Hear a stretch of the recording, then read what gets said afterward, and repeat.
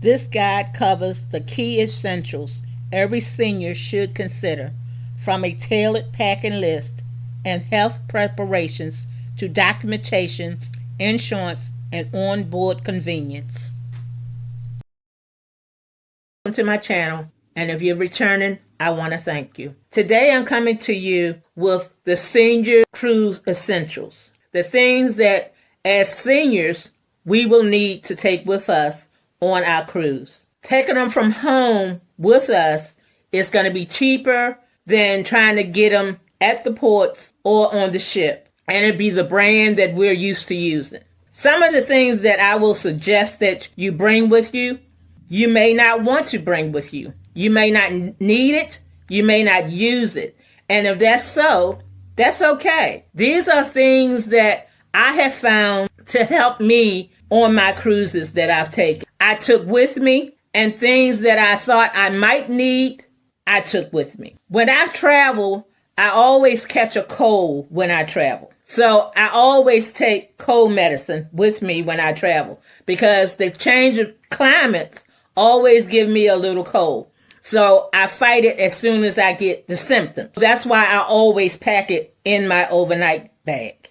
So like I said, some of these things you might need. Some of these things you might say, no, I'm not going to use that. No, I don't need that. And that's fine. That is truly fine.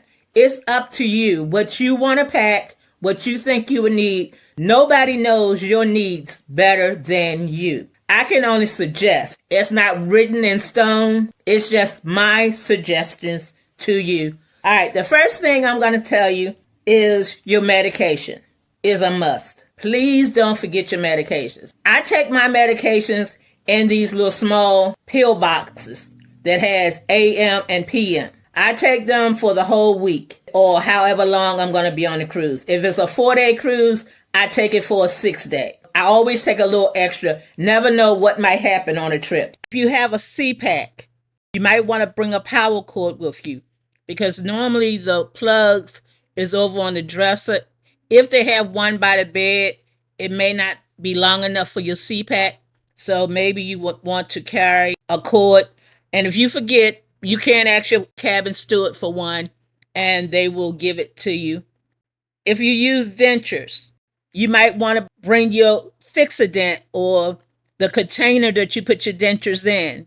Bring a toothbrush and toothpaste. For your cell phone, not only do you not want to forget your cell phone, but you also need to bring the power cord for your cell phone so you can charge it. If you get motion sickness, you might want to buy Bonine or some Dermamine.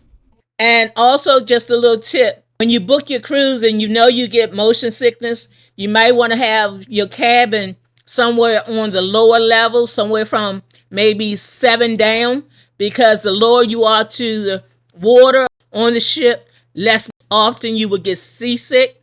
You might want to bring a first aid kit for those little cuts that you might end up getting. Bring some cold medicine if you know you might catch a cold like I do. A lot of the older ships do not have a lot of power plugs. So you might want to get a European travel plug that has USB ports on it as well as AC ports, so you'll have extra plugs in case you need them. You cannot bring any power surges though. No power surges is allowed on cruise ships. They are fire hazards. I always take a jacket when I fly because I get a little cold on the plane. And then on the ship, in the late evening, when you're on deck watching a movie, it can be a little windy out on the water, so you might want a little jacket to put on. You have your sunglasses and your prescription glasses. Don't forget the prescription glasses. Print out your boarding pass. Even if it say you don't need to print them, it's a good idea to print them so you will have them in case your phone is not working well to pull it up. So print your boarding passes, your luggage tags, your insurance paper if you got insurance on the ship, so you know who to call if you need to. Print any papers that you have for your trip whatsoever. Your hotel reservations. Make sure you bring your passport. Also, if you don't have a passport, you would need your birth certificate and a state-issued ID. Make sure you have those. You can put all your papers in a folder.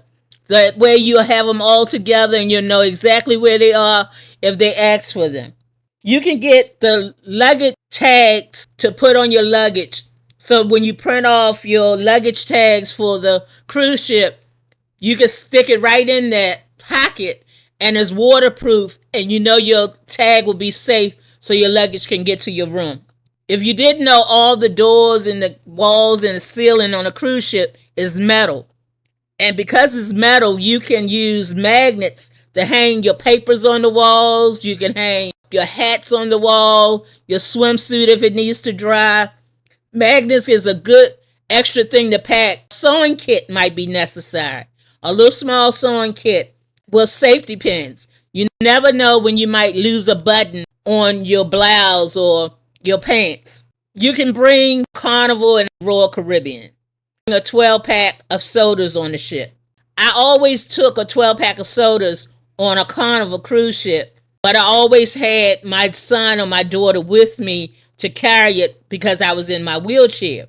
By me being solo, I probably will not take a 12-pack of sodas, and if I do, I would probably put it in my luggage. That way, I wouldn't have to worry about holding the 12-pack of sodas about it.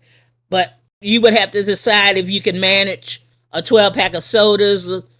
Water you cannot bring on the ship. Check with your cruise provider, whether it's Carnival, Royal Caribbean, NCL, whoever you're dealing with, and see about the water and the drinks before you buy them.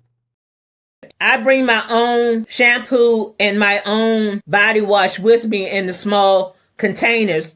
That way I will have them and it'd be my brand that I like. Swimwear. If you're going to get in the pool, hot tub, sauna, go to the beach, need your swimwear. It's called formal night on the cruise. And with formal night, you get all dressed up to take pictures. They have different camera studio areas set up on the ship for you to have different backgrounds. You can dress up if you want. It's not a must to get dressed up before they go to dinner and take pictures. It's totally up to you if you want to pack for formal night. When you're at sea all day, you might not find anything you really want to do.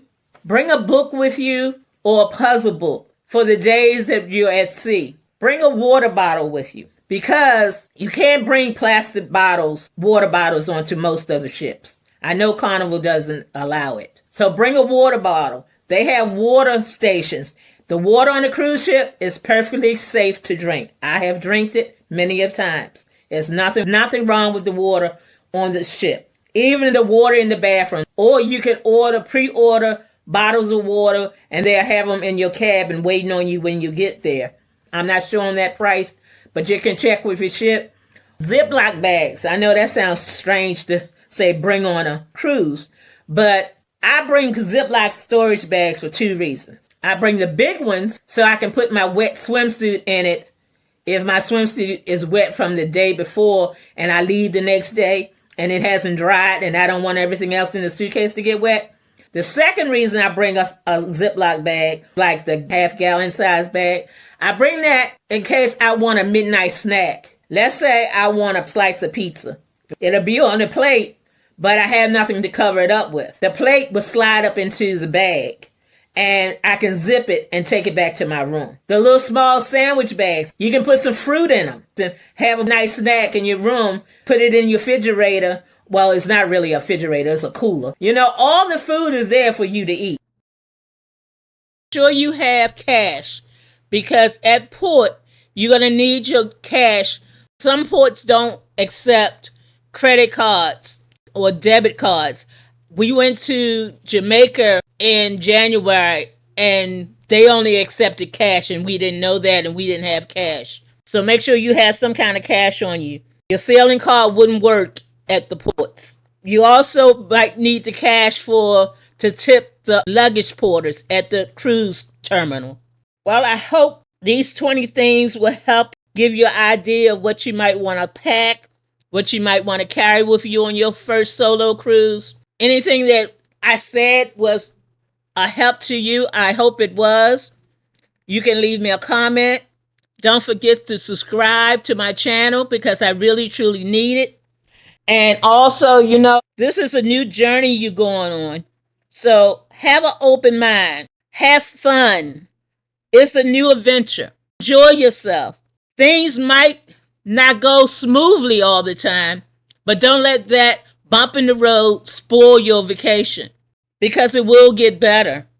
And just a heads up, for the first couple of times when I was waiting for the elevator, and when the elevator came, other people was there and they got on the elevator before me.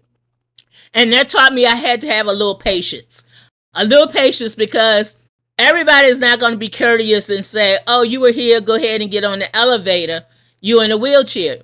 Some people do, some people don't. So it taught me to have patience. So take a little patience with you for if that situation occurred to you. But what I do now, I just sit in front of the elevator doors, and so everybody will know I'm waiting for the elevator. Make sure you tune in for the next video. I hope you've enjoyed. I've enjoyed having you to watch. Thank you very much. Till the next time, you have a good evening.